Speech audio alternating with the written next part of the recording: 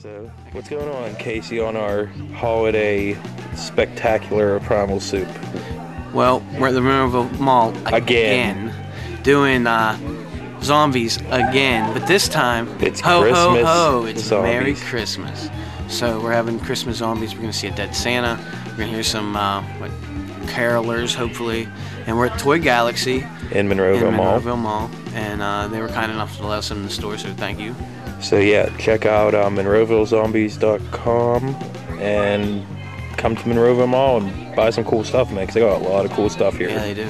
So anyway, check out, I guess, Holiday Zombies. Mall Holiday Zombies.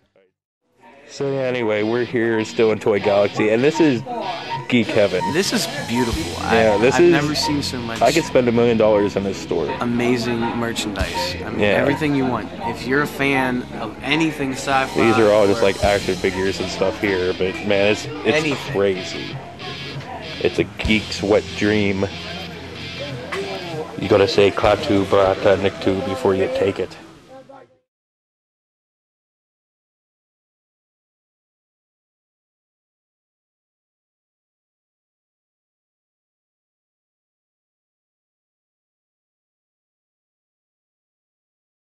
From out on the graveyard there arose such a ruckus, I ran past the headstones with pants on my tuckus.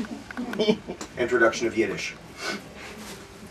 The moonlight fell down in a softening glow, setting the headstones alight in the snow. And amid all the finery of the white winterland, I spied a lone zombie chewing on a hand.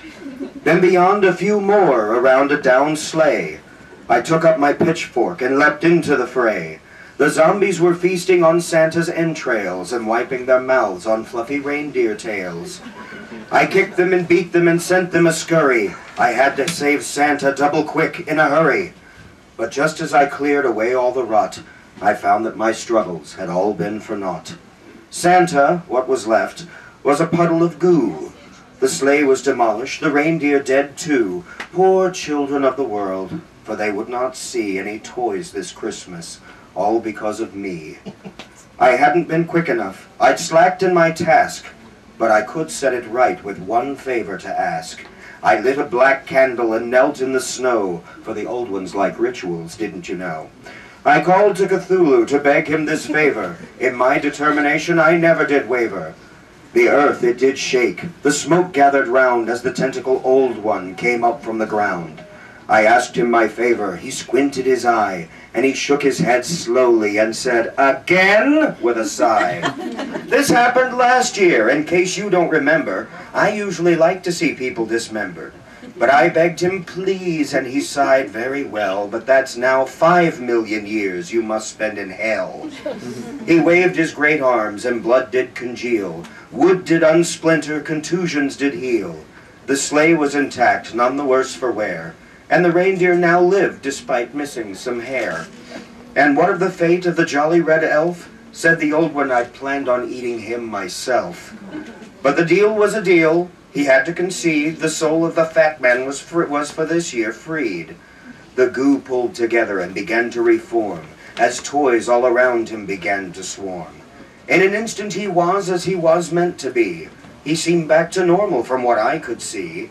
Some pieces were missing, sure, that I'll admit, but we couldn't find everything the zombies had bit.